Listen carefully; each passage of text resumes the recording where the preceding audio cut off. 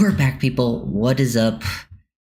Dolphins just started making their cuts today. We have like the first 12 or 13 official cuts have happened. And honestly, they might happen even while we're streaming here. The deadline is tomorrow at 4 p.m. Eastern. That's when we'll see like the at least initial 53. That's another thing we'll go over just because, some of these cuts mean certain things. Some will go practice squad. Some I could even see potentially coming back.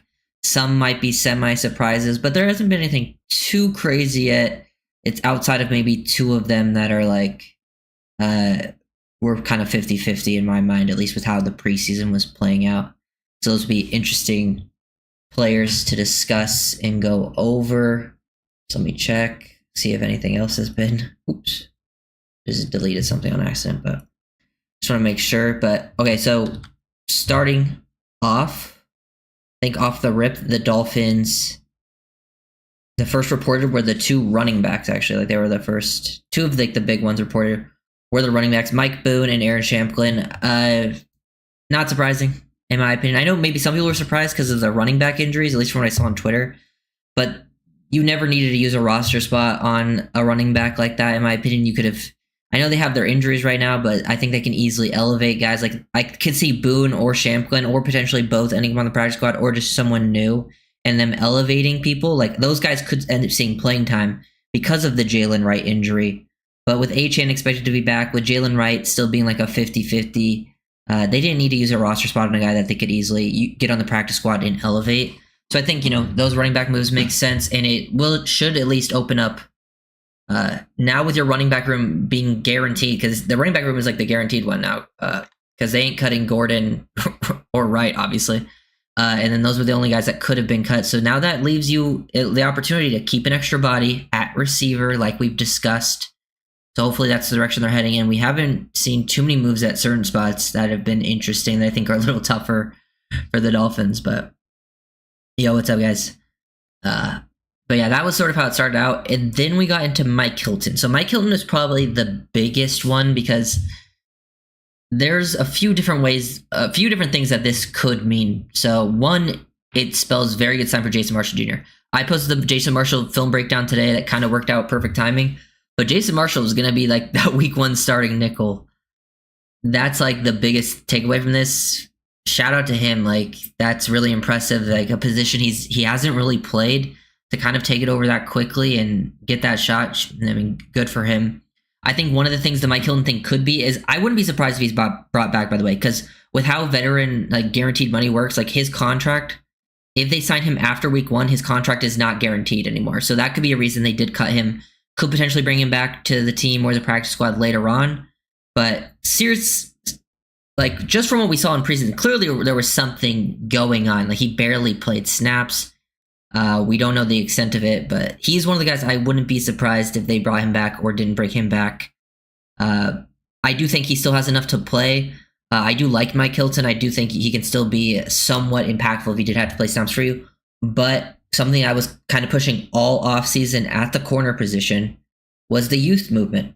So if the corner starting group is Jack Jones, Storm Doug, Jason Marshall Jr., that's kind of what I wanted. I guess they could still sign a guy that's, available. A lot of this doesn't mean, could still claim people. People are going to get cut. The initial 53 doesn't mean it's going to be the 53 going into the season. Things change and stuff like that. But as of right now, it looks like they're leaning towards that youth movement to start at corner.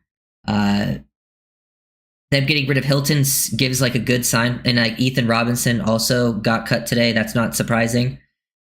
But that leaves some names there. So still have some decisions what you do with guys like Cam Smith, Kendall Sheffield, what's going on with Ethan Bonner and his injury. So those were kind of the things that the thought process going on there. But I dig the youth movement at corner.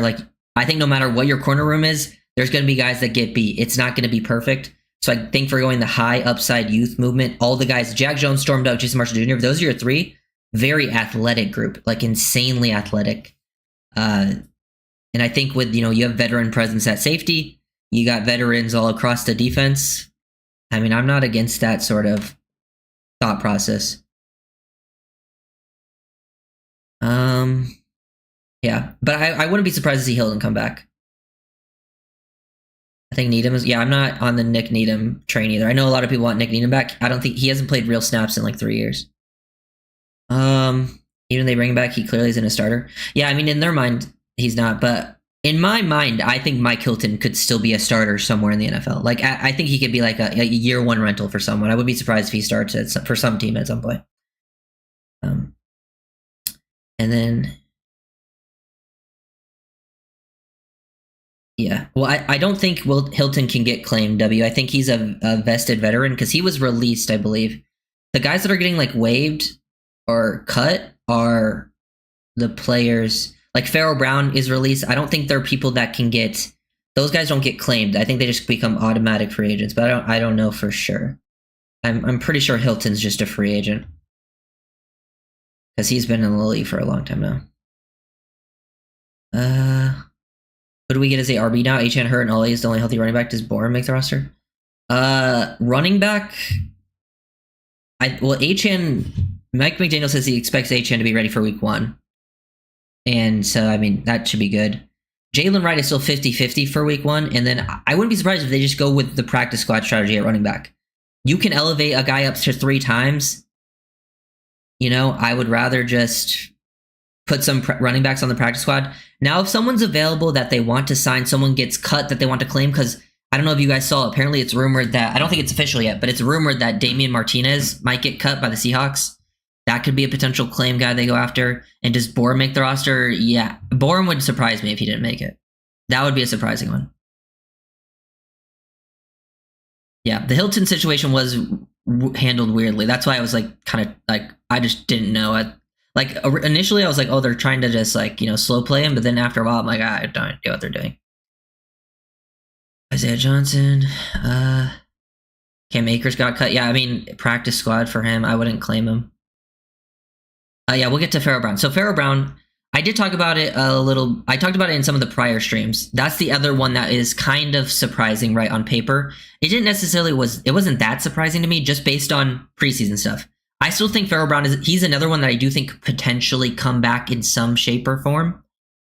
But I think he just wasn't fitting into what they ask of the tight ends. I still think he's a guy that can be a blocking tight end for some team. But with the way they asked their tight ends to block, he just clearly wasn't fitting in. He wasn't looking comfortable. The fact that he was playing late into preseason games, like Tanner Connor was clearly ahead of him. That's why I thought like Connor was going to make it. And then Rucci, who hasn't been cut yet. I don't know what they're going to do with Rucci. Rucci had like his first preseason game was bad, but the second and third one were strong, good work from Rucci. I don't know if they keep Rucci or not, but I think as of right now, it's Waller, Julian Hill is your main wide tight end, and then Tanner Connor.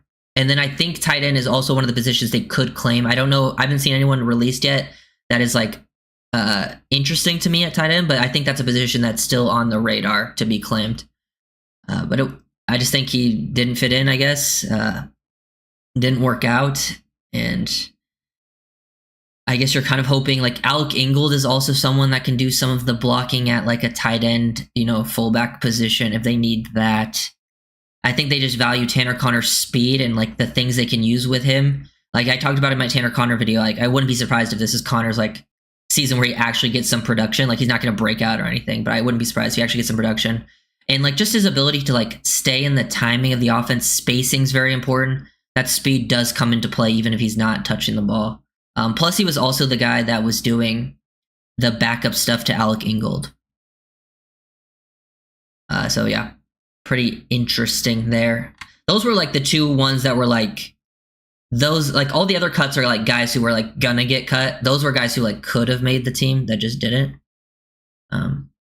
Jason Marshall Jr. is gonna play the slot. It looks like he started the slot the last game, the day before or the game before. He was playing a lot of slot, and I feel good about it. What's up, Timothy? Yeah. I don't think Brown is done for good, but yeah, I think they could be going in another direction.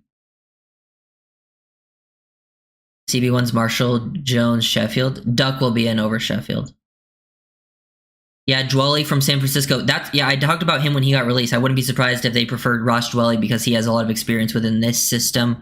Comes from the Niners. Like him and Pharaoh Brown were the same age. Wouldn't be surprised to see a Ross Dwelly come in at some point because I believe he's still available. Damien would be one of the guys I throw a waiver wire on for sure. Yep. Tight end. I've been saying this for years. The tight end room has always been my least favorite. I'll say this about the tight end room. I'll give you my expectations for the tight end room. You're not going to get a Jonnu Smith style season from anyone. That's pretty clear. I think Darren Waller will be a situational player. There will be games he does nothing, and then there will be games where he makes a couple plays that are impactful and very helpful to the team. Overall, for him being cheap, if he can catch some touchdowns, make some clutch catches, that's enough from him. I'm not expecting anything more than that. I don't think he's gonna be like a crazy contributor or anything. Julian Hill. I know Julian Hill is one of the punching bags of the Dolphins organization. I kind of feel bad for him because he's a UDFA that worked very hard to make the team and had a pretty good rookie season. His second year, yes, very down year, but it would not surprise me. Like, this is what I expect from Julian Hill this season. I actually kind of expect a bit of a bounce back, kind of what Kader Kohu had, where Kader Kohu, really good first season, second year, really bad, and then third year, Kohu was more in the middle of those two, but leaned towards good. I think Julian Hill will be more in the middle of his first 2 years. Maybe not as good as what Kohu was. I don't think that will be. But I do think he'll be at least a little more consistent. He at least will bring some high-level blocks. That's what Julian Hill at least has, flashes of high-level blocks. It's just the penalties, the inconsistent play. And where I will give Julian Hill the benefit of the doubt is he is asked to play a very difficult role. Like the blocks they ask him to make are very tough. Don't throw him the ball because I feel like Julian Hill is going to fumble the ball every time the ball is in his hand. But they don't need him to catch the ball. They need him to block. So hopefully, I think he'll be better than he was last year, but that's not saying much. DBs.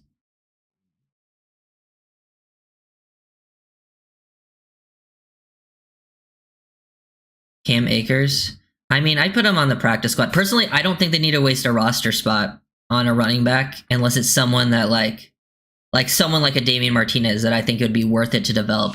Like, to me, Cam Akers is a guy I think you could throw on the practice squad if he's willing to come here, and then you can elevate him and then maybe sign him to the roster later. Justin Tucker? No. Isn't he suspended anyways? I'm pretty sure he's suspended 10 games. What's up, Kenna? Yeah, so we just went over those. Then, yeah, the rest of the ones were pretty basic. Jalen McKenzie got waived. That makes sense. Jackson Carman got waived. So they released, so they got rid of Jalen McKenzie, Jackson Carman on the O-line, and Addison West. I think Addison West, out of those three, would be a guy I'd like to bring back to the practice squad. Yeah, Justin Hooker is a creep.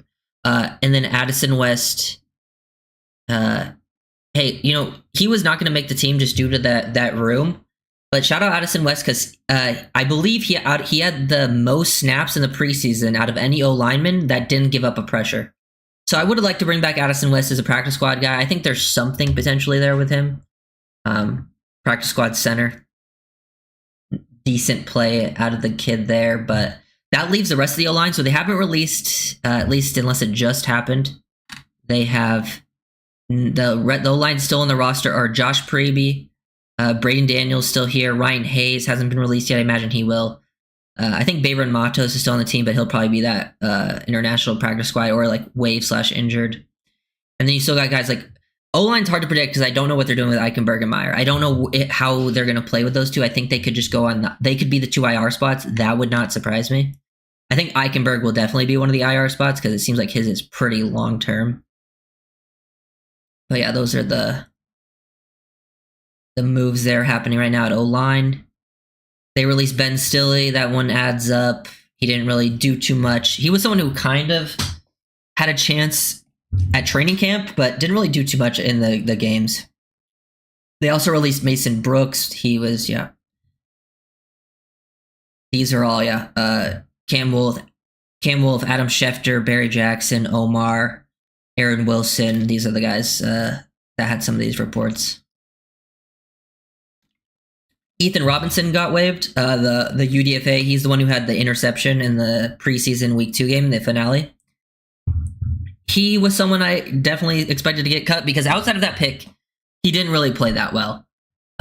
He wouldn't surprise me if they brought him to the practice squad because I think there's some good traits to work with there, but I don't expect him Yeah, he wasn't someone I expected to make the team. AJ Henning is another one. AJ Henning is one I think is practice squad, like a decent practice squad chance. He had some good returns out there at kick and punt return. He had that fumble. He made some catches, made some plays. He was someone who at least had some positive work. Wouldn't mind seeing back in practice squad, but none of those guys are shocking at all. They were all kind of expected. Chris Myrick got waived.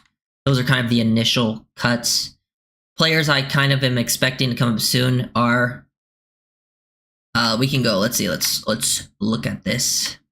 So where they haven't really gone at all is safety. No safeties yet. And safety is one of the room that I think they have very tough decisions because they got a lot of bodies there and they have to decide what they do with Ashton Davis and Dante Trader Jr. in terms of injuries.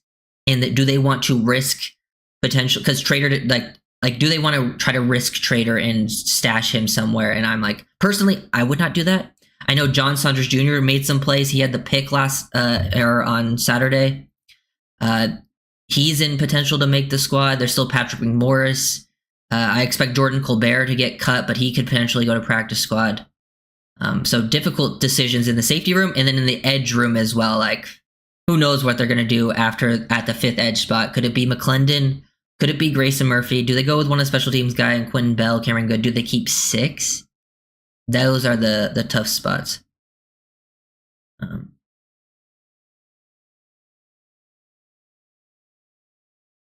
many tight end are we keeping? I'm going to guess 3. That's what I'm saying. How you feel about Shiloh coming to Miami? I'm not a fan. I just think Shiloh Sanders' film in college is really bad. Like, I didn't think he was a guy that should have... I mean, he wasn't drafted, so that makes sense, but I'm not a fan of Shiloh as a player personally.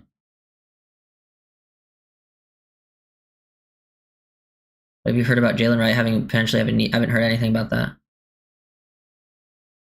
Yeah, I've heard Phil Maffa will probably get cut from the Cowboys as well. He would be an interesting name. I'm pretty sure he had a strong preseason. Clemson rookie.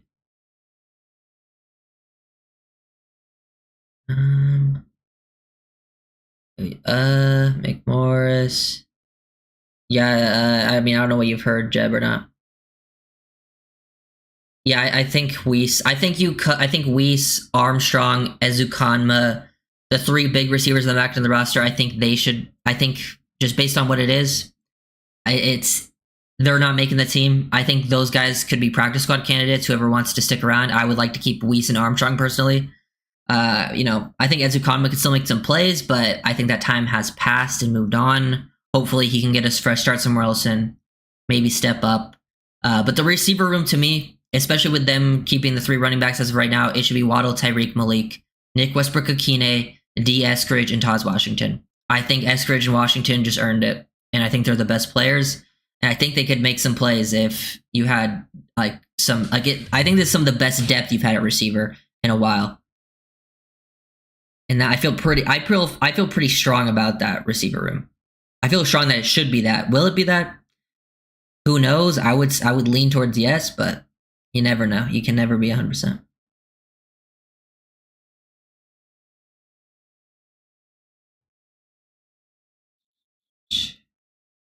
No. Nick Needham. Yeah, personally, Nick Needham, I would be okay with bringing him back to the practice squad, but like I personally would feel like putting him on the main roster would be kind of wasteful, personally. He hasn't really played real snaps in multiple years, and I don't know. I just don't. I'd rather keep the young guys. If you can get him on the practice squad, sure, because I'm sure he can still play at least a little bit. But that's just, it's a no for me. More sometimes Padres say that McDaniel hinted on a potential so he could speculating 4 to 5 weeks. I mean, maybe.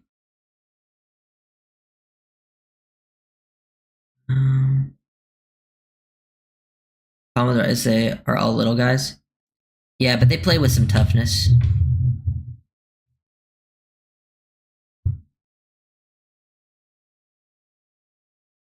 I understand wanting bigger receivers, but to me, Theo Weiss doesn't really play like a bigger receiver. I like Theo Weiss's game, but he doesn't win in the way bigger receivers win when, like, like being in contested catches, boxing people out, being like really physical blockers, physical after the catch. That's not really Theo Weiss's game.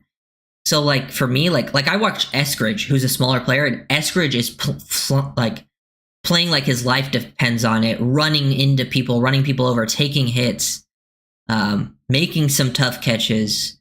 So, and I also think with the big receiver thing is you have Waller, who's just a big receiver. I know, and you have Nick Westbrook-Akine.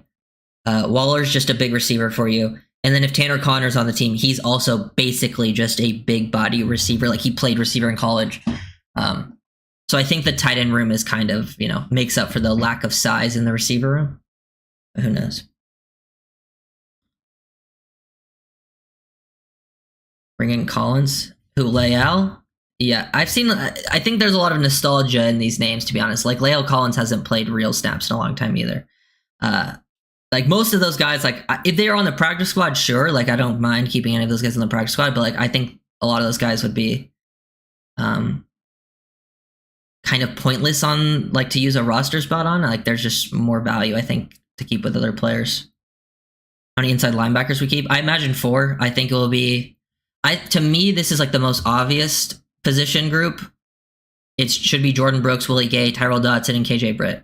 I think you keep 4. I think that's the 4 you keep. You keep like Eugene Asante on the practice squad or, whatever. And that's kind of what I would do at the linebackers position.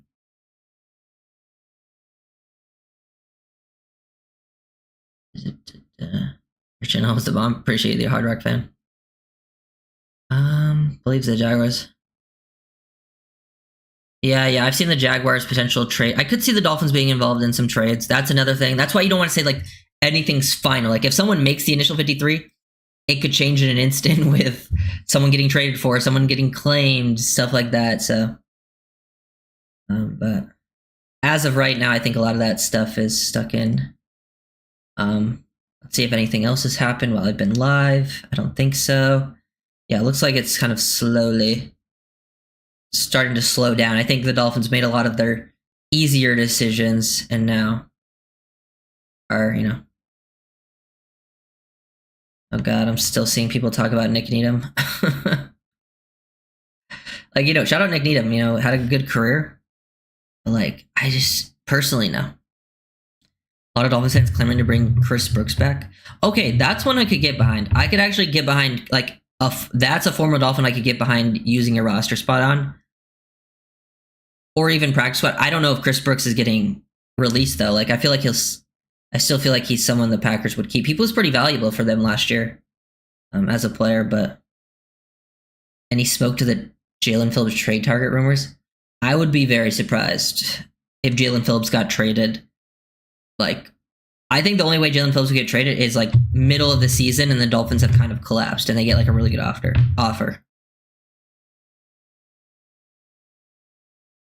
Following the trend of Hilton, Farrell Brown, I could see Borum getting cut. He was just bad. I don't think Borum has been as bad as people think.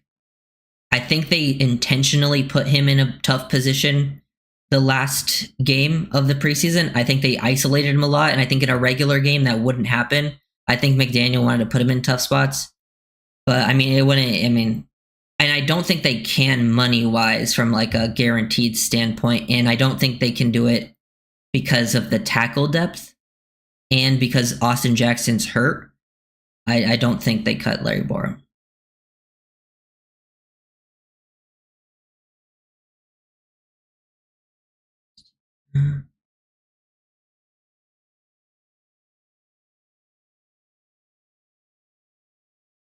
Yeah, I mean, I might have if Larry Borum's on the team, which I expect him to be, I'll probably have a Larry Borum video out some point before the season to kind of explain my thoughts on why, like I know Larry Borum isn't very good, but I can at least, I want to like explain the thought process of why I think the Dolphins go with a guy like Larry Borum instead of Kendall Lamb. And Kendall Lamb's another one I think I've seen Dolphins fan want to bring back. He would also be a no from me. I think we commit to the youth movement, and I think Kendall Lamb is trying to, work towards retiring. And he's just not what the Dolphins should be looking for at the tackle position.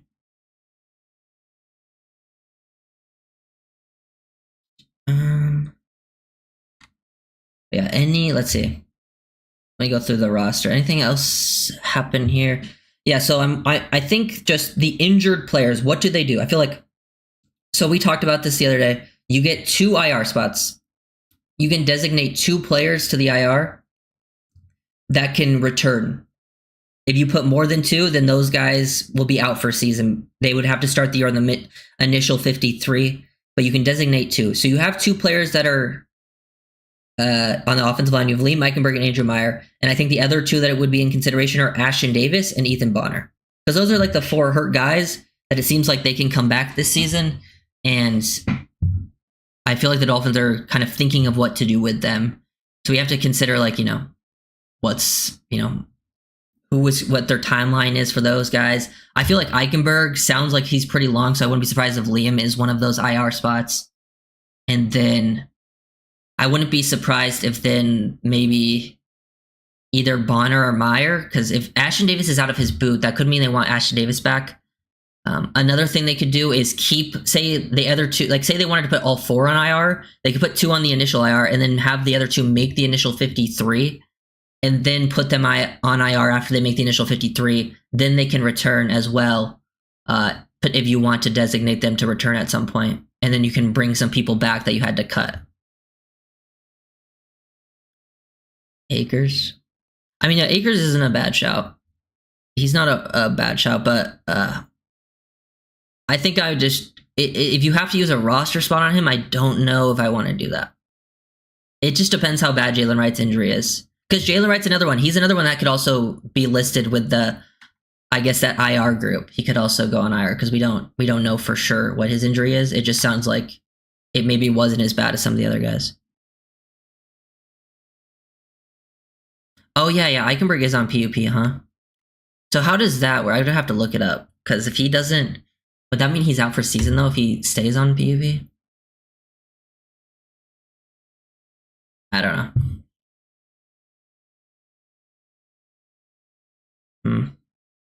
Interesting. Yeah, we get some discussions there. Trying to look some other people have been saying. So yeah, I think at 53, so we can go through the rest, I guess. So quarterback, I think Tua, Zach Wilson, Quinn Ewers, pretty locked in. I think running back, obviously you got Achane, Ollie Gordon, Jalen Wright as of now, and then you have Alec Ingold at fullback. I think as of right now, that's pretty locked in. That's a position that I think could be added to, but I think the ideal situation in my mind is just add a couple guys on the practice squad and then elevate them throughout the year if needed. Because I think running back's a position, there's still a lot of running backs out there that I think could be contributors. I think it's one of those positions that you can just find a guy middle of the season that is somewhat of a contributor. It's one of the more deeper positions in the NFL. Eichenberg wins 4 games, he stays on PUP. Okay, then leave Eichenberg on PUP. Whatever it is, I don't care. And then put the other 2 on IR, whatever it is. So then O-line, you got Patrick Paul, Jonah, Brewer, Daniels, Austin Jackson. Jackson's another one that has the injury, but I think he stays on the roster because I don't think they expect him to miss. He could miss week 1 and maybe week 2, but I don't think they expect him to miss more than that. Then I think you got Borum, Keon Smith, and then I think they keep Brunskill and Braden Daniels, and then they put Meyer on IR. That's my guess.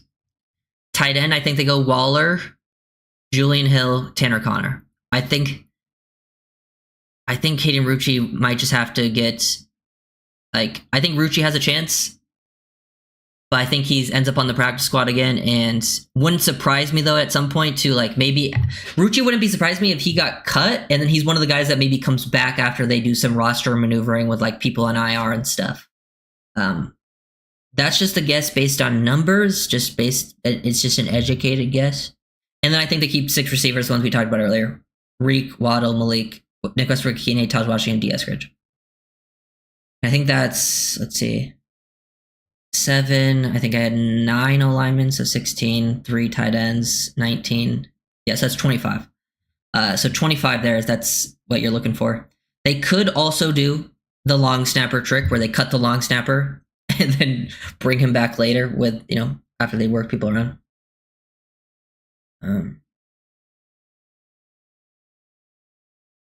Did Kamara just get cut?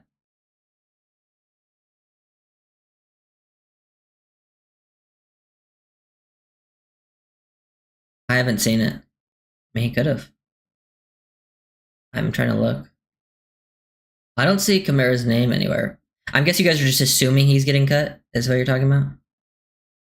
Jaheim Bell. Jaheim Bell is actually an interesting shout, too, because I could see him as a scheme fit. I don't know how he's looked, but he is actually interesting.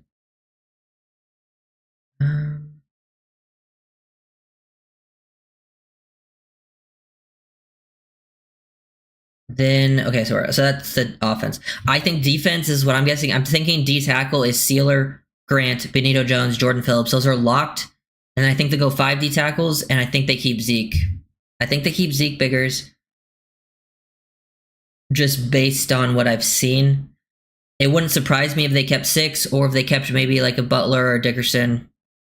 But I'm sure they can be able to get one of those guys on the practice squad and elevate them to play if needed. So hopefully that can be the scenario. Because I don't know if I don't want to risk losing Zeke, but I also don't know if I would trust him to play right away if players got hurt. Then edge is where things are interesting. I think they keep Phillips, Chubb, Chop Robinson, Judon. So that's 4. I think they keep 5 here as well. Oh, this is the toughest choice because I know what I would do, but I don't know what the Dolphins would do. Because you got to think special teams, because you don't really have special teamers at a lot of these other spots. Even your off-ball linebackers aren't a ton of special teams guy because you're probably going to cut the special teams players. Do you keep Quentin Bell or Cameron Good, or do you keep Grayson Murphy and McClendon? They could keep an extra body here too, just depending on there's roster construction ways to keep 6, like cutting the long snapper. But my guess is 5, and I'm just gonna go Grayson because that's what I would do. I would keep Grayson Murphy. I don't know why I'm thinking they won't, but I would keep Grayson. Then linebackers, I think that you keep Brooks, Dotson, Willie Gay, KJ Brett, locked in. Corner.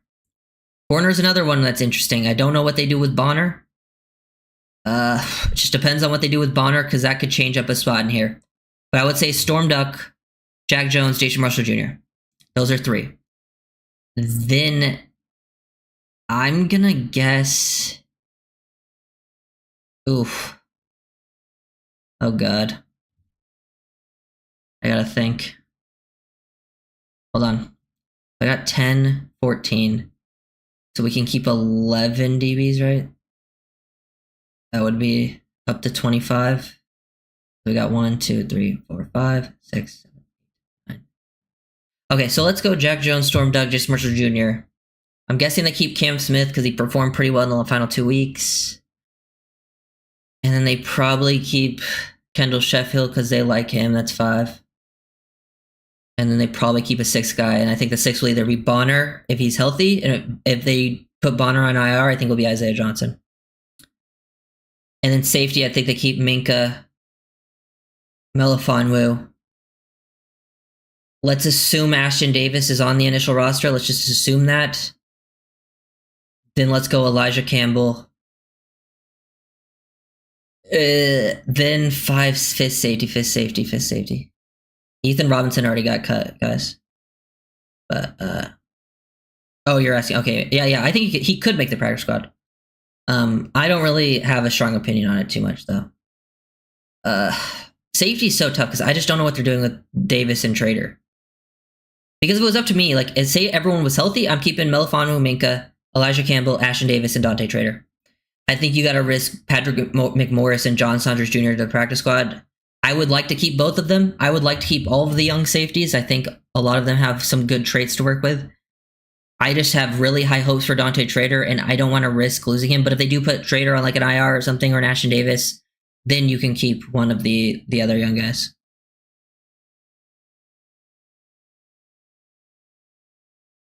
But that's kind of where I'm at with the group. I'd cut NWI and keep Weiss. No. There's only a few moves I think the Dolphins can make that would genuinely upset me, and that would be one of them. And it would be just like mind blowing. Grayson Murphy played so much special teams. I know he played a lot of special teams, but I don't think he plays it very well. Yeah, Britton and Gay will both be on special teams. I just don't know if they're like necessarily special teams guys. They'll be out there though.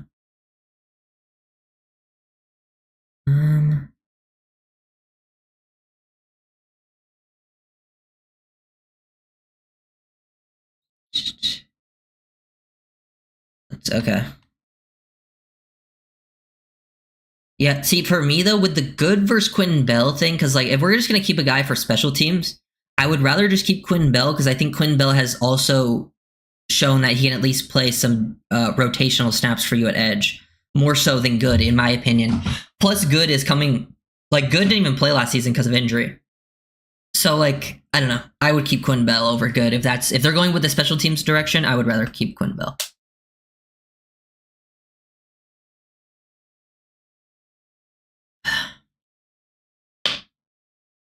NDBOI was silent during camp and preseason games.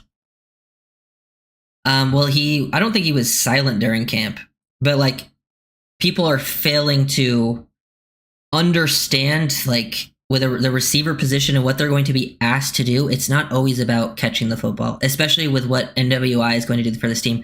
Go look at the Malik Washington touchdown that he had in the preseason week 3 game and look at what Nick Westbrook-Akine did on that play. That's the value he brings that goes super undervalued. Plus, he barely even played. Like he only played like a couple drives in the first week game. Had a 30-yard catch with Zach Wilson. Second week he was inactive because he's one of the guys that's guaranteed to make the roster. And then week 3 he played with the starting group as well and had some key moments. He didn't get targeted, but he's had key moments. Like his value doesn't come from getting a bunch of catches, a bunch of yards.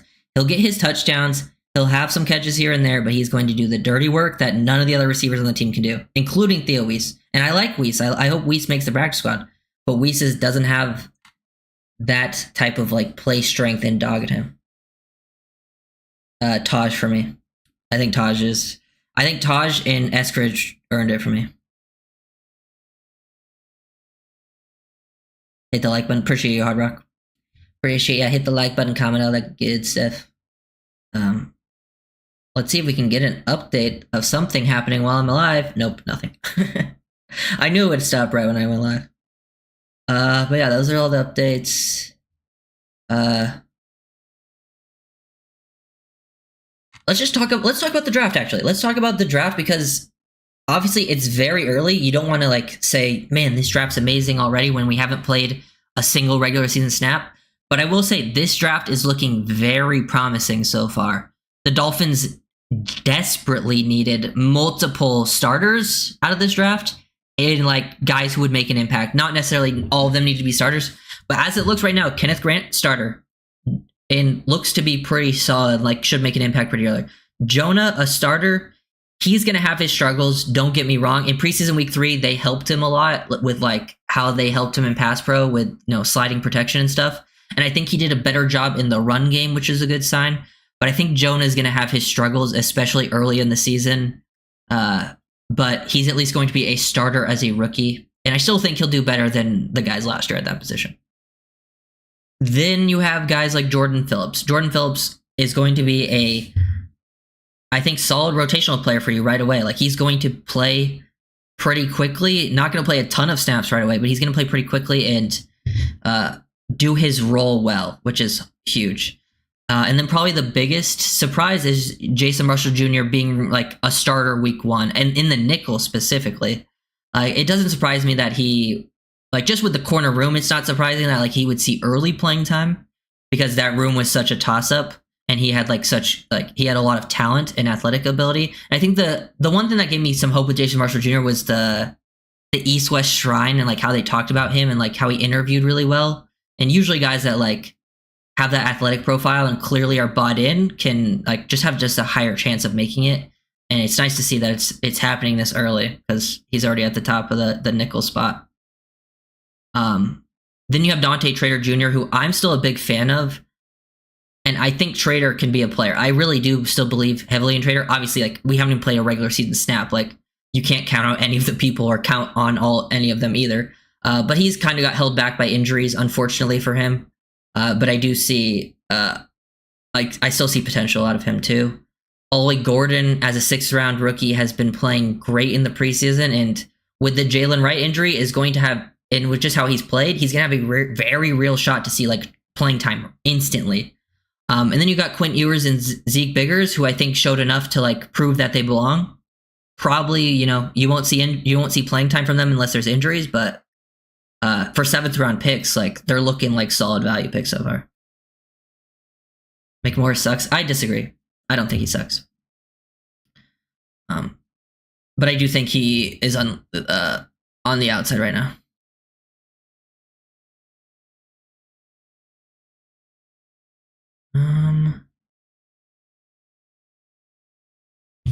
Yeah, I agree with that. We said that good second preseason game. Yeah, but Taj was good in every one, and he also played just like, he wasn't playing like a crazy amount of snaps. Like, he was only pretty much playing the first half.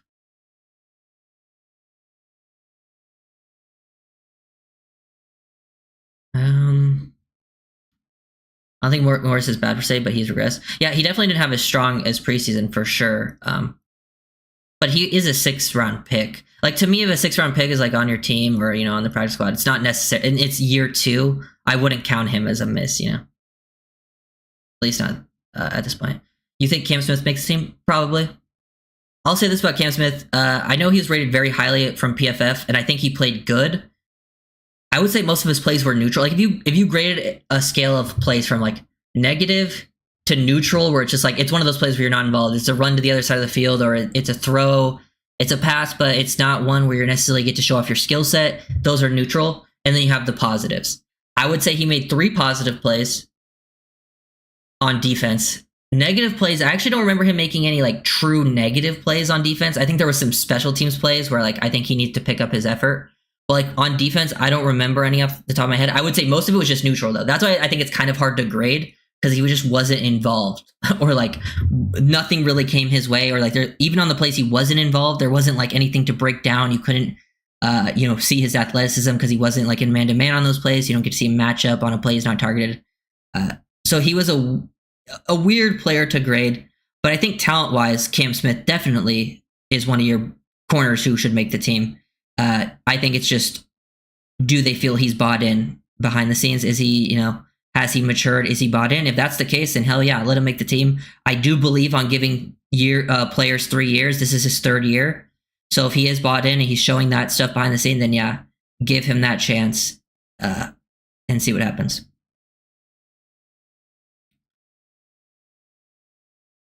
Oh yeah.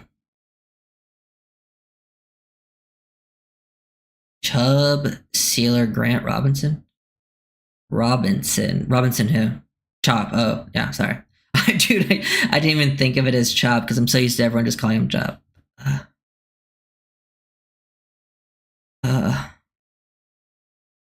Malik, shout out Malik, dude. I love Malik. So if you guys haven't checked out the film breakdowns I made so far this week, I made Ollie Gordon and Malik Washington yesterday. Today it was just Jason Marshall Jr. I made a Keon Smith video. It's members only right now, but I kind of waited. I wanted to wait until like the roster stuff plays out so I know which videos to make. Practice squad starts to happen on Wednesday, so I'll make players that are on the team and practice squad, because I don't want to make a video on a player that gets cut and doesn't even come to the practice squad, so I'm kind of waiting to see which players stick around. But yeah. Dolphins have had bad problem hanging on to draft us. Yeah. I don't think it's been that big of a problem, though. I think people just look at Channing Tindall and Eric Ezukama, and while I do agree they probably should have been moved on from last year, keeping them didn't really change too much. Like, Tindall probably should have been on your practice squad. Ezukama was on your practice squad last year, so it's not like he was taking up a roster spot. But other than them, they haven't really kept on to people too long. And I think the reason they did keep on to those guys is because the Dolphins just didn't have any draft picks during those years. So there wasn't really anything to develop outside of those two players, you know? And then you got Cam Smith, who I think it's fine to, you know, for Cam Smith to still be here. But if they did move on from him, it will probably happen within this year to next year, I think would then be appropriate. Is Bonner cut or IR? We don't know. Personally, I hope he's not just straight up cut. Unless he gets on the practice squad, then that's fine. Bonner's just someone I think should still be here. I think he's still one of your corners that's like should be on the team. So if he has to go on IR, then I think that's you know, the path for him if he needs to stick around that way. I'm totally fine with that, but I think cutting him and potentially losing him makes me a little wary. Yeah, shout out YouTube notification. Tight end room is meh. I mean, yeah, for sure. Malik Washington earned that third position. Yeah, I agree. But I have been saying this all off season, and I do still think it applies. That it doesn't necessarily matter to me who's considered the 3 or the 4 out of Malik Washington and Nick Westbrook-Ikhine, because I always thought like Malik would be the one getting more touches out of those two, so he would be the third in terms of touches. But Nick Westbrook-Ikhine is going to be on the field a lot. They're going to be still splitting snaps. He's going to be on the field, and he's going to be doing a completely different role of what's asked to him. So to me, it never really mattered who was necessarily the 3 or 4. It just sort of mattered on what your play call was and who was ideal to have out there in that situation. You posted your list here earlier for your projected 20. I talked about what I expected. Basically went through. I can give a quick rundown. But basically, so I think the positions that I'm like, at least the initial 53, and this is my guess, I think a lot can change with trades and, you know, people that they claim. But yeah, we can go. I think Tua, Zach Wilson, Ewers. Running back, you got Achane, Gordon and Wright, and then Ingold. I think O-line, they go Paul, Jonah, Brewer, Daniels, Jackson. And I think they go Borum, Brunskill, Keon Smith, and Braden Daniels. That's my guess. I think Eichenberg's on PUP. I think they put Andrew Meyer on the IR. And I think they do that at O-line. I think at tight end, they keep 3. They go Waller, Hill, and Connor. Yeah, the Finns didn't have a 6th. I think at receiver, they go with the 6 receivers I was talking about. Reek, Waddle, both Washingtons, Westbrook-Ikhine, and D. Eskridge. D tackle, I think they go Sealer, Grant, Benito Jones, Jordan Phillips, Zeke Biggers. Edge, I did Jalen Phillips, Bradley Chubb, Chop Robinson, Matt Judon, and I went Grayson Murphy. I don't even think that's what they're going to actually do, but that was just me selfishly putting Grayson Murphy. He still has a decent chance. I just have no idea what they're going to do at that spot. I think linebackers very locked in for me. Jordan Brooks, Dotson, Willie Gay, KJ Britt. That's very locked in. The DB room, who knows because of the injuries. I have no idea what they're going to actually do in terms of roster construction because of the injuries. Who goes on IR? Who do they stash somewhere? That's what changes it up so much. But my guess, top of my head, is Jack Jones, Storm Duck, Jason Marshall Jr. Oh man, what do they do with Ethan Bonner? It's a tough choice. I don't know. Does Bonner go on IR or not?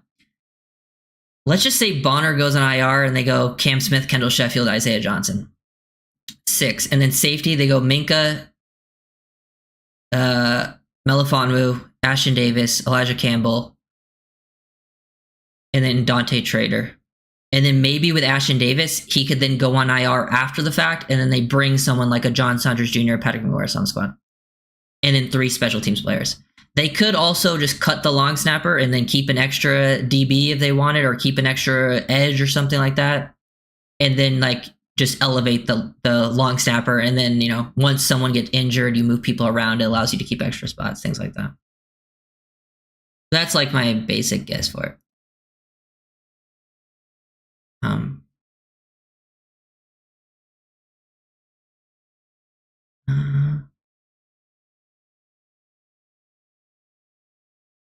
Okay.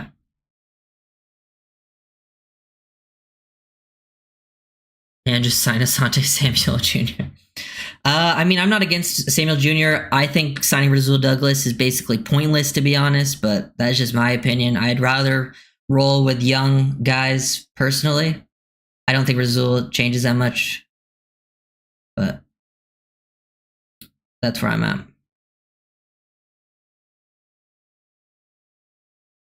I still don't get why they didn't go after Noah Fant. Well, I'm pretty sure they offered Noah Fant, but maybe he just wanted to go elsewhere.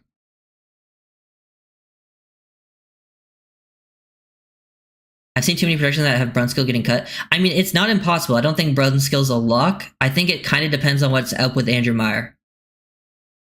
If Meyer is more healthy than we think, then it could happen. Because Meyer, I think, will be the backup center. I just think Brunskill brings value because he can back up nearly any spot. He's someone I would like to keep around. I guess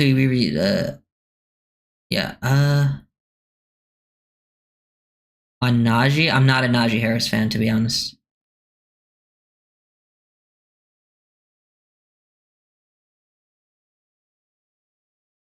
Any of them, your takes? I'm not too aware of the Matthew Cindric guy. Morgan Fox and Lamar Jackson, I don't think I'd use a roster spot on any of them. Let's sign Needham. Yeah, to the practice squad, sure. Practice squad, fine. I'm pretty sure Needham and his like mom, who's on Twitter, haven't they been talking shit about McDaniel? Like, we don't need that. We don't need that drama here. And he hasn't played real snaps in forever. Are they? I just know like his mom has been throwing shade at McDaniel.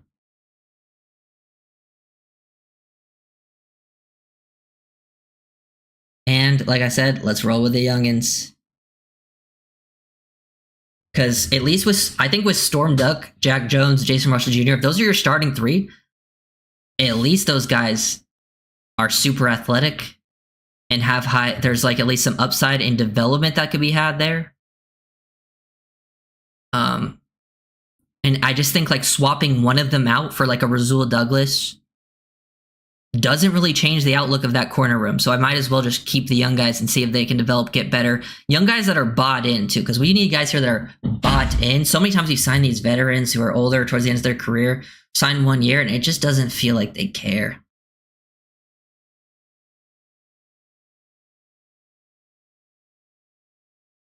Is it justified shit? I mean, I have no idea. I mean, personally, I have no idea what the actual issue is. I don't.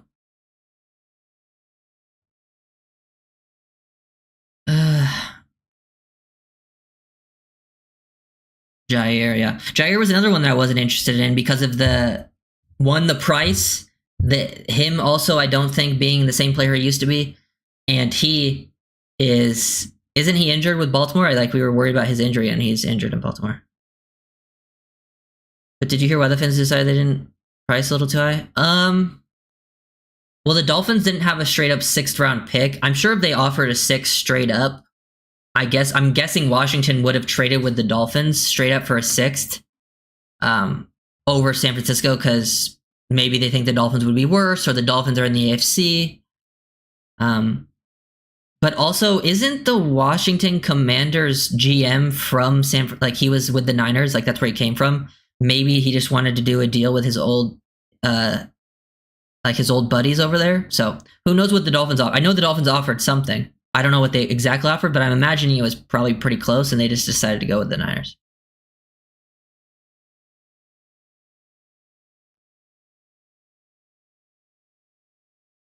Yeah, I'm down with the young guys, man. This is what this season's about, really. Like, yeah, you want to be successful, and you're trying to win. Obviously, I think they are trying to win. I think that's something that they're doing different this year. Last year, they were like the oldest team in the league. Now they're one of the youngest. They're going younger in certain spots. They went younger nearly everywhere, but they're trying to find guys that are clearly bought in. You see it on the sideline. Everyone's standing up, cheering. They're clearly trying to change things. And I think that's one of the exciting things about the season. Even if it goes because I think the Dolphins are a tough team to predict. I know there's the health concerns.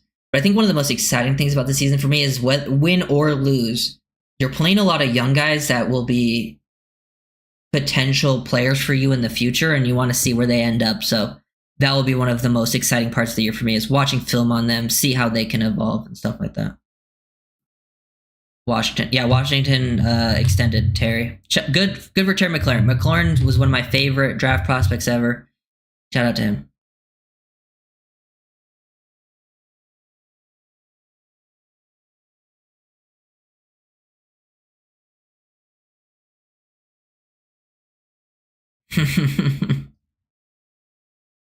But yeah, that's where we'll see. Because I'll stream tomorrow as well. Probably when the cut downs, when the 53 becomes official. So if the Dolphins have their like official roster, because they have to be official by 4 p.m. Eastern. If they already are down to 53 before that, then I'll go live tomorrow before then, or if not, I'll go live around 4 p.m. Eastern. So we can talk about it. I'll probably go live a little bit before then. So, and then I'll probably also go live on Wednesday, because Wednesday is when you can finalize the practice squad, and the practice squad is also very interesting to me because the practice squad has become more and more valuable as the years gone on. A lot of those players end up sticking around on your team. A lot of them end up seeing some sort of playing time. And I'll probably do film breakdowns on a lot of the people that have stuck around that I have film on. Because I'm kind of waiting to do preseason film breakdowns, at least make more, like at least, because I have videos ready to go, but I'm waiting on some of them to be like, oh yeah, this guy's for sure sticking around.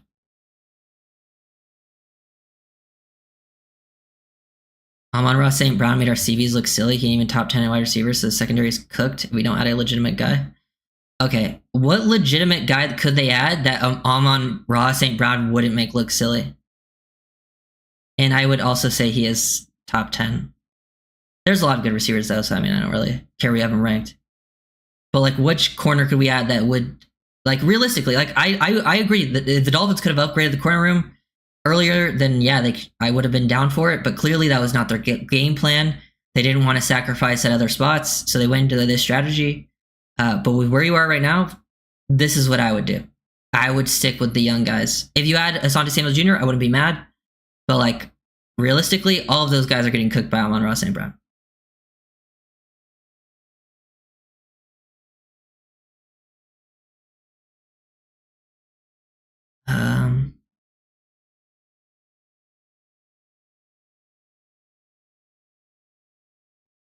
Yeah, and a lot of those, the ones where Jack Jones really got cooked were one-on-one drills, which makes sense. Like, receivers have a huge advantage in one-on-one drills. You should lose.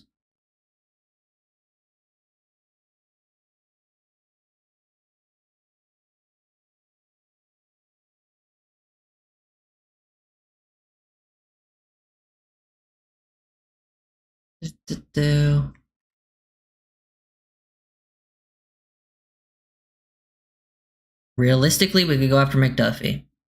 I think that's probably one of the most unrealistic things they could do, to be honest. I love Trent McDuffie, but like, why would the Chiefs trade one of their best players?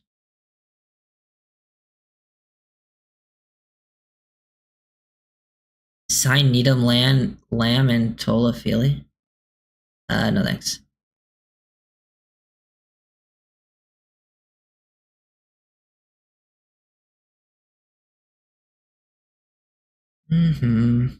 Yeah, plus like Jack Jones is not, like, they've asked Jack Jones to play a lot of press man, and Jack Jones is not a press man corner, and he got cooked in a lot of press man reps, which I expect him to by Amon-Ra St. Brown. Like, that's not surprising to me. In a game, they're probably not going to ask him to cover Amon-Ra St. Brown one-on-one, you know?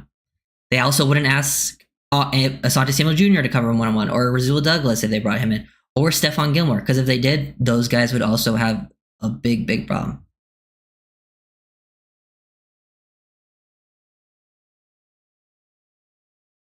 Yeah. Oh, Jack Jones definitely can get beat by double moves. Don't get me wrong.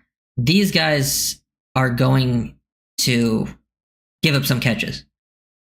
That's what's going to happen. But we're along for the ride with these young guys. Go out there and at least make some positive plays as well. And yeah, they could also add a corner via waivers. I think via waivers, corner, tight end, O-line, and maybe a running back are the positions that are biggest on the table. But who knows? Maybe someone gets released that they really like at another position. They could still go after that as well.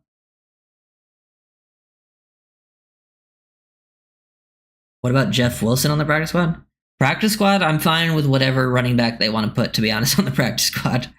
Because if it's Mike Boone or Aaron Shamplin, if it's Jeff Wilson, I mean, it wouldn't be my first choices. But I mean, if it's the practice squad, I'm not going to be too mad about one spot in the practice squad too, a guy like Jeff.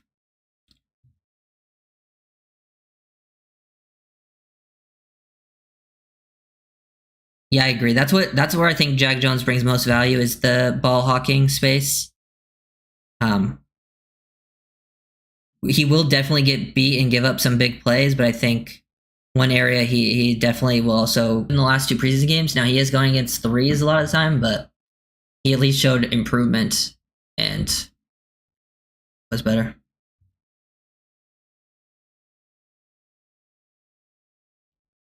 Invest some time looking at the corners in this draft.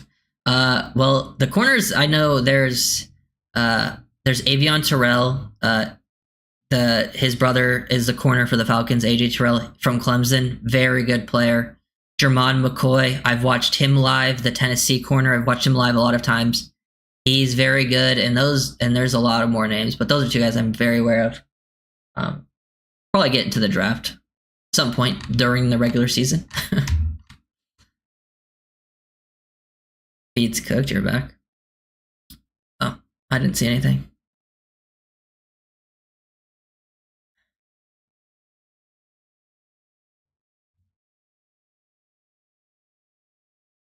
I don't think Tyreek would go to Seattle. Do you like Max Hairston on the Bills? Hard next. I mean, I had him as like a second round corner, but also he's like, I can't. Yeah, he did. He's got some off field issues too. How many 6th and 7th rounders rookies get cut in the NFL each year? Look it up. How many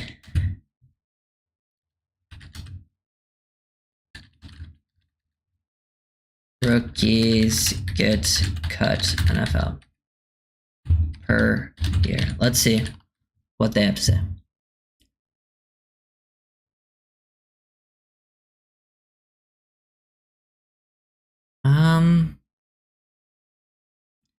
Okay, this is AI overview on Google, so it could be a little misleading, but they say about 10 to 15% make the opening day roster. And then he says approximately 63% of 7th round picks are out of the league by year 4.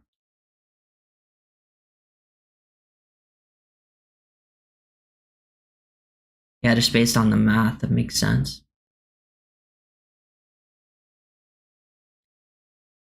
What's up? The dog bars in here. How you guys doing? I'm doing pretty good. Just chilling, going over the Dolphins cuts. Who's gonna make it? Very excited. Scheme is king for sure. But yeah, I am very much ready for the regular season. Excited to see a lot of these young guys play, get these guys in action. I think the rookie class is one of the most promising things actually going into the season. Dolphins have already made some interesting moves. I'm imagining there's going to be, once we get down to the final 53, I'm sure there's going to be some surprise we weren't expecting. Do you think we sign another running back?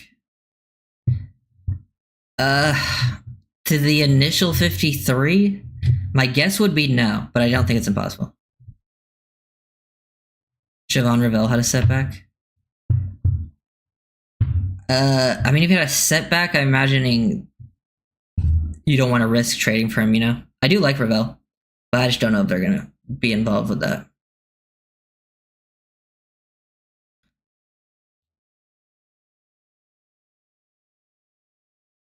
Love that they are throwing the young guys. Yeah, thank God. That's my favorite part about this season, because last year they were just so old and they never moved off certain people. Like, I was begging for them to move off Jordan Poyer just because, like, what was the point of keeping him out there? He was playing bad, and it's like he was stopping development of some potential other safeties. I like that they're getting active. And I still wouldn't. I wouldn't be surprised if like Mike Hilton, Pharaoh Brown end up returning somehow post week 1 after the guaranteed contract's up, or they're on the practice squad. They get elevated, see some playing time. But I'm excited that they're like, hey, we're comfortable with you, Jason Marshall. We're gonna throw you out there. Ollie Gordon's gonna see quick playing time. So is Jordan Phillips as a rotational.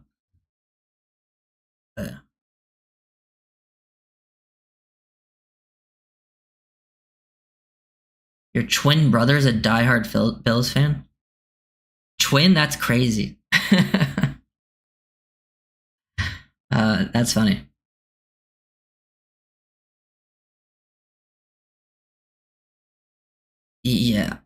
Didn't they? Didn't the Bills just sign the other Jordan Phillips? Interesting. Didn't they draft a bunch of D tackles? Because I know they drafted like Sanders and Deion Walker. Interesting that they signed Jordan Phillips right before the season. A healthy Chevron Ravel, except Jack is an upgrade over all other CBs. Yeah, I think. Well, the problem is he's not healthy. You know, I do agree he would be a guy you want to throw out there. St. Brown is way better than this guy said. Yeah, I agree. So yeah. Oh yeah, I agree. I think corner is one of the. It's the hardest athletically to play. I think playing man-to-man versus receivers, like one-on-one, is the hardest thing to do in the NFL from like an athletic perspective. They drafted Oh yeah, they Landon Jackson, right? And I'm pretty sure he's the one that's been struggling because I've heard that the other two have at least shown some stuff, but I've heard Landon Jackson's been like really struggling. I think that's the one I heard about. And then what I've heard about the Patriots is that a lot of their like young guys look good, but they really lack depth. So like they're a team that really needs to stay healthy. To me, I think the Patriots are still a year out. And then obviously next offseason, they need to have like a strong offseason. Then I think they can. I think people are crowning them a year too early. That's my guess. I think they need one more strong offseason to like truly get locked in as a team. But I do think the Patriots had a really good draft. I liked a lot of the players they got. No DBs. I haven't looked at the Bills corner. They drafted Hairston. I don't know. Didn't he get a little injured? But I think he's back. And then I think Benford's a beast. I got to give, because Benford absolutely plays so well against us. Yeah, I really liked the usage from Zeke for sure. I liked getting him lined up as like basically a big body end. Kind of how they almost used Calais in a lot of spots last year. I like that Zeke Biggers could do that because I do think Grant can play a little bit out there, but that's not where he should be like a lot of the times. Like Zeke Biggers, if he's out there in like a base, that's where he would get snaps in a rotational as a base spot. Because to me, I think he'll be the 50 tackle. The 50 tackles can sometimes be active or inactive, with your on game day. If he's active, I expect him to see like a few snaps and be like out there in like certain base looks when guys are gassed a little bit. Kamara getting cut? Probably. I think he got a little unlucky with the injuries this offseason. Unfortunate. Yeah. Still, yeah. Travion was a good pick for them.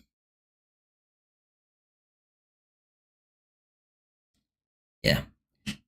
Nose to 5 tech. Yeah, for sure. He has experience playing inside, but I actually do think it's better for him on the outside just because he's so tall. I think sometimes, like, that's why I prefer Jordan Phillips at the nose, because he's shorter and stouter, and you need that more natural leverage to survive on the inside versus double teams. Sometimes when you're like on the inside, playing on the interior like that, you get double teamed. Like you see it when Zeke would get double teamed and caught off guard, he'd get pushed a little bit because he's played with too high a pad level. He was someone who would more have to like win on the inside with like some quickness. I think Phillips is like, man, hold up at the point of attack. Bro, I'm watching grown men having two grown men having trouble moving Phillips, who's 21 years old. Like, shout out Jordan Phillips, man.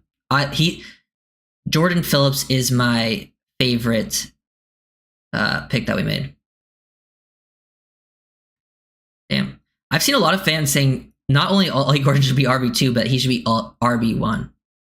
I think we're getting a little ahead of ourselves with that one. I do love Ollie Gordon, but I think that's a little...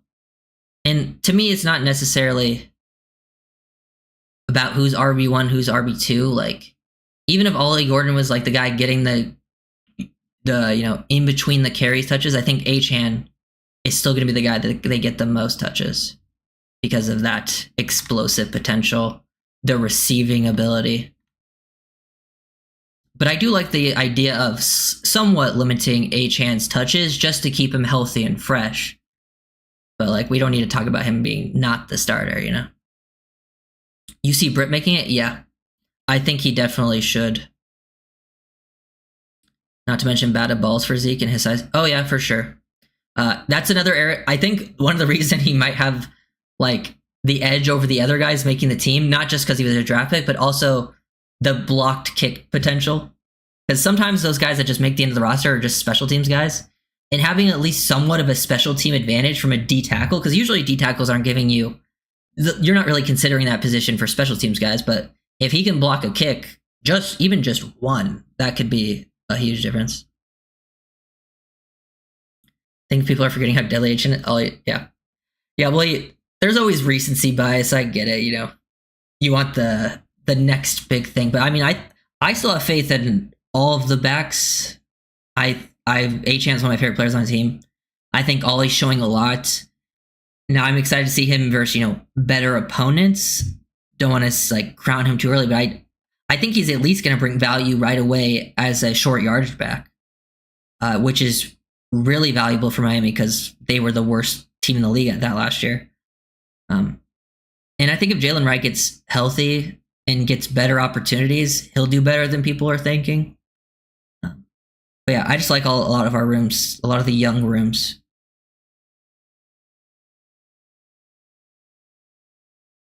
Phillips looks like, yeah. Oh yeah, Phillips got that wrestler in him for sure.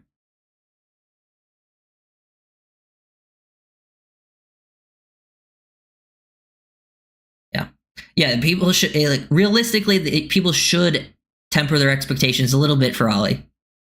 But yeah, I'm very excited to see him though. I think Jalen just for sure. Yeah, I think also he didn't have he can't be fumbling. The fumbling is the part that's most concerning. So hopefully he can clean that up because I do think a lot of his runs, the vision wasn't perfect, but the opportunities were not very good. He never had a clean lane to work through. Ollie had some clean lanes, and he took advantage of those clean lanes. And then the ones where he didn't have clean lanes, I would give Ollie credit as well, because I think Ollie the area that excites me about Ollie the most, I mentioned this in my film breakdown, is I think he's actually very has very good spatial awareness, very good feel for the game. Which I think helps him grind out those short yardage situations. Because sometimes I think people just think about size in short yard situations, but it does have a lot to do with vision and hitting the hole, not wasting time, making just the slight little micro movement that gives you the advantage. Yeah.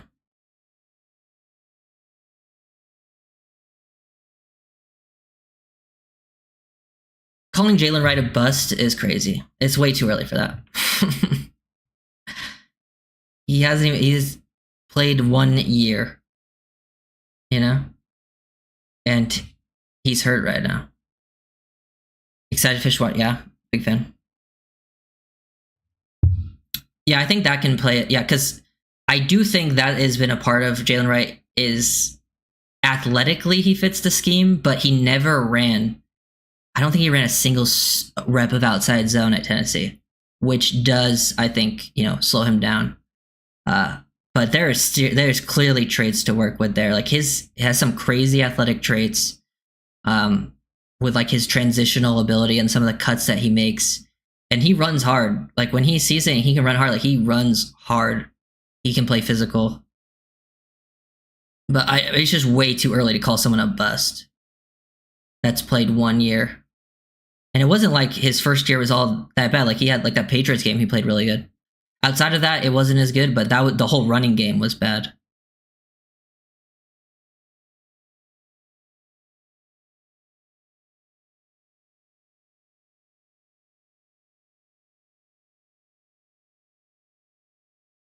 But yeah, let's see. Seeing if any other cuts have happened while I've been live. I don't think so. Feel like the Dolphins still discussing. Okay, one did just happen. Cameron Dantzler. I think that was expected. They signed him less than a week ago. He actually did make some decent plays in that preseason game, but he never had a chance of actually making the team,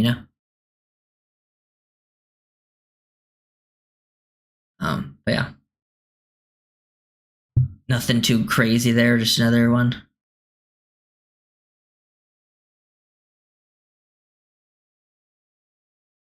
Love the channel just jumped. So sorry if you already talked about it. Are you doing a Patrick Paul breakdown? Oh yeah, I actually do plan to do one, JD, before the season starts. So within the next 2 weeks, I'll probably have because I haven't done Patrick Paul in a bit. I mean, he didn't play a ton in the preseason, but when Patrick Paul played, he was pretty much lights out there.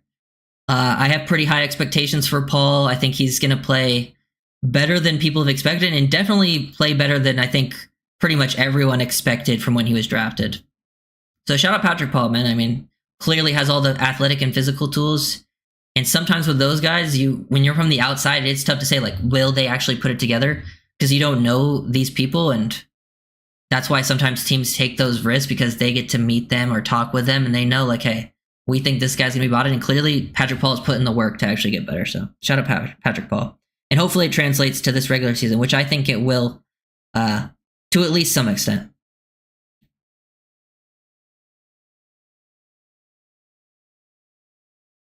Yeah.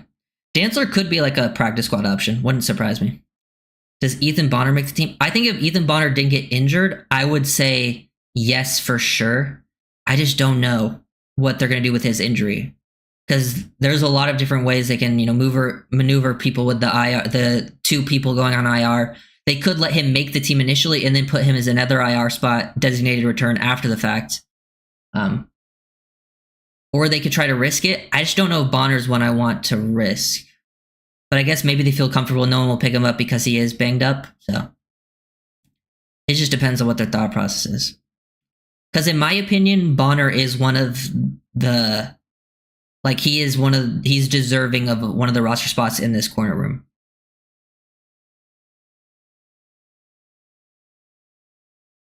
Patrick Paul is overachieved by all measures. True. His whole life, he's been overachieving by all measures.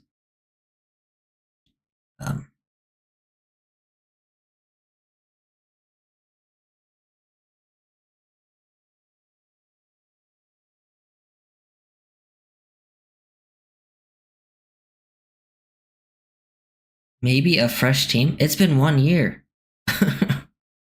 Why do we want to give up on Jalen Wright so fast? There's other players that were, higher picks in worse spots. Like, I feel like people felt worse about Cam Smith. Cam Smith's still around.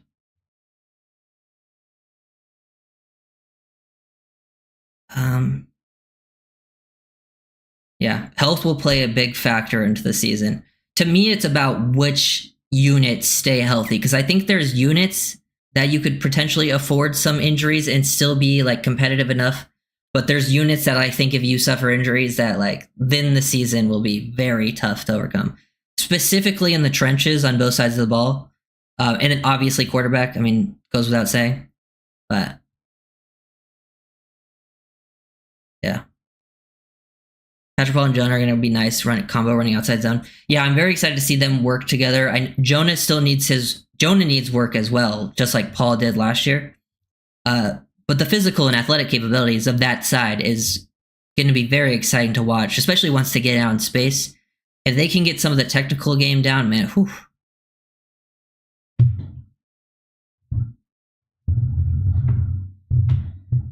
Shout out Brewer. Brewer, there's not many players that I thought should get extensions on this team when they got Zach Sealer. It was like Zach Sealer, and I was like, the other players that you can even consider extending are Brewer and Jordan Brooks. Because I'm like, they're still young enough where you could give them like a 2-year extension, and they played so well last year. Like, if these are the coaches, like, those are guys I want around, because Brewer's like the ideal center for this system, and he's a dog. And Jordan Brooks is an absolute dog and is one of the best players on the team. I remember when Seahawks fans were trying to tell me he wasn't good. That was crazy.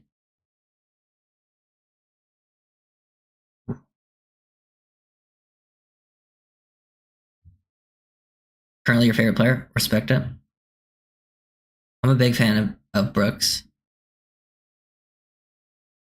He's another one who's probably I remember when he was drafted out of Texas Tech, people considered him a reach. Which, I mean, I guess with how his career turned out with Seattle, he probably was kind of a reach in that sense, but he also tore his ACL 1 year, which kind of hurt his development a bit when he was with the Seahawks. Yeah, I'm sure Armstead definitely helped out Paul's development a lot. Definitely a good situation. I think Paul, there's certain players that just end up in the perfect situation for like players around you, the scheme around you, with what your skill set is. I think Patrick Paul ended up in a really good spot. Players like that are like Brewer, where when he signed with the Dolphins, he ended up in the perfect spot. Obviously, he had a choice of that. Quinn Ewers is another one. I think if Quinn Ewers ends up in a lot of other teams, like non-Shanahan scheme teams, he probably would not be looked at as positively right now after the preseason. Sometimes, yeah, scheme fit's just so important. How do we join members only? I think if you're on the YouTube page, if you click join, and it's like $4.99 a month if you want to join up. It's like on my channel right there. It's like the join button next to the name. Where do you see all these cuts? Yeah, I'm on Twitter. There's a few different sites like updating them. I was checking out A to Z Sports. They're updating. Shout out. I think Kyle Krabs is doing this. Yeah, shout out Kyle Krabs. You guys know him. He has like an updated list where he's crediting everyone. Yeah, he's got Aaron Champlin, Mike Hilton, Jalen McKenzie, Mike Boone, Jackson Carman, Ben Stilley, Mason Brooks, Ethan Robinson, Addison West, AJ Henning, Pharaoh Brown, Chris Myrick, Cameron Dantzler are the players who've been cut so far. I think Brewer is one of the problems in short yardage division. He struggles with power. Guys, your thoughts? I think that narrative is just a little bit overrated, to be honest. Like, I don't put a lot of stock into that. Like, there's times where Brewer has gone pushed back a little bit, but I don't really there's only like a couple of times where I remember him being at fault. Like, I actually think more so it was on like the guards, tight ends. Actually, a lot of times there was plays where it was on Ingold. I don't remember Brewer being at fault very often in short yardage situations. And I don't think he gets bullied by power guys as much as people think. Because a lot of times if he does end up getting pushed backwards a little bit, it's because he's working a outside zone style block where he has to cut off and reach. And it's more important to maybe lose a half a step to then reach them to cut off, because a lot of times our system is more about your positioning and leverage rather than displacement, depending on what the play call is. But yeah.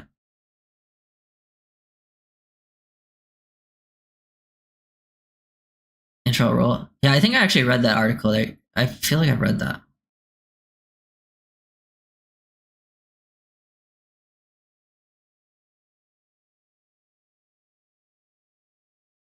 Can you please tell me I haven't signed a Simulate?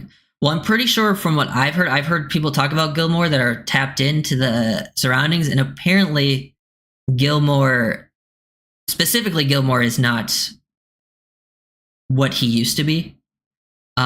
And I actually am not a huge fan of signing a lot of these older veterans at corner, because I don't like it. I think most people look at the Dolphins corner room and think it's the worst in the league, right?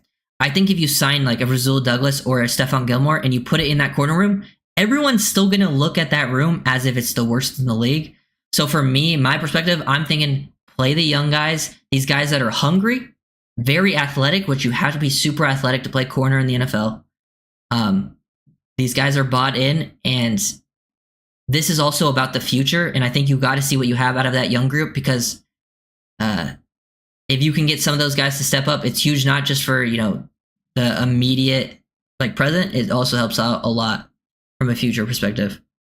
Asante Samuel Jr. is the one that I could get behind. I just think that one, I don't know. Like, one, it's risky with injuries. Same reason I didn't want Jair Alexander was because of price and injuries. And Jair Alexander's already got injured with Baltimore, and he got paid a decent amount. So to me, with Asante, it would come down to whatever price he was.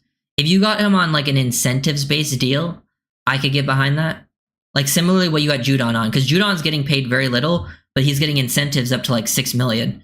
If Asante Samuel Jr. was something similar to that, I could get behind it, because then it makes it less of a risk if he does end up getting injured, money-wise. But yeah.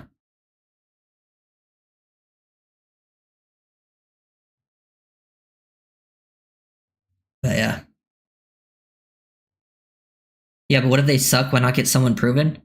To me, the guys that are proven, like last year, right? I look at Jordan Poyer. Jordan Poyer was proven, but then he came in and was very bad. He was one of the worst safeties in the league. as a proven player because he was an older vet. Stephon Gilmore, Rasul Douglas, it wouldn't surprise me, even if they are the proven players, they still came in and didn't play very good. But that's like Asante Samuel Jr. is the only one that I would potentially get behind because, yeah, he's young. And even the proven guys aren't necessarily, actually proven. So I think that's just sort of my perspective on it. Like, I wouldn't be mad if they signed one of those guys. Like, I would understand it. But I just think I'd rather roll with the young guys because I think they're going to be playing very hard. And I'm kind of sick of some signing older veterans that have to come in and start that just don't seem like they're super bought in. Like, I like bringing in Judon because Judon's going to be, he's on an incentive-based deal, and he's going to be your fourth edge guy. He's just brought in to be depth. I think when you have to sign, like, these guys late in the process and they have to be a starter, that very rarely ends up working out positively.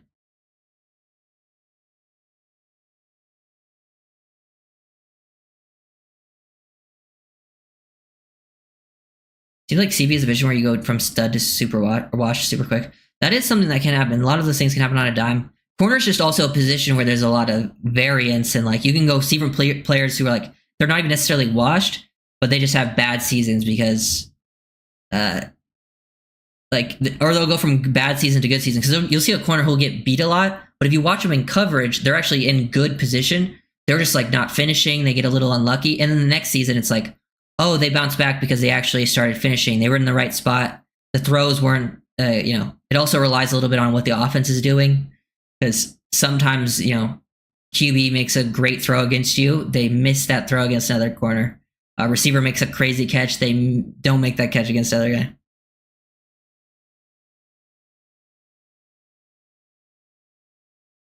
Kendall Fuller. Well, Kendall Fuller, I don't think played well enough last year with the injury thing for me to like justify bringing him back. Because it wasn't like he played super well last year.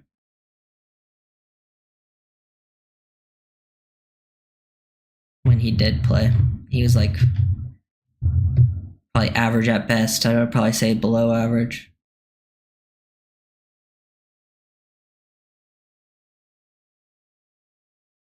Cam Akers, I'm not opposed to it, but I prefer, I think, practice squad. Like just rolling with like what we were doing, because I think we need the extra roster spot elsewhere. But who knows?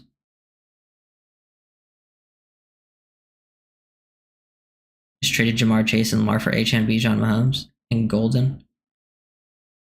Waddle's your official wide receiver one.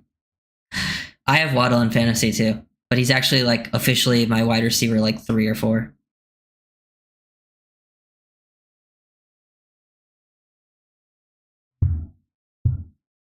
But yeah, okay. Yeah, thank you guys for watching. Good stream. Check out the film breakdowns if you guys haven't had a chance. I got these videos rolling out. Leave comments down below. Anything you guys want to see specifically. I got plans. Kind of waiting for the, roster finalized to play out before I like really push out all the stuff. But yeah, we'll stream tomorrow as well. Thank you guys for watching. I'll see you guys next time.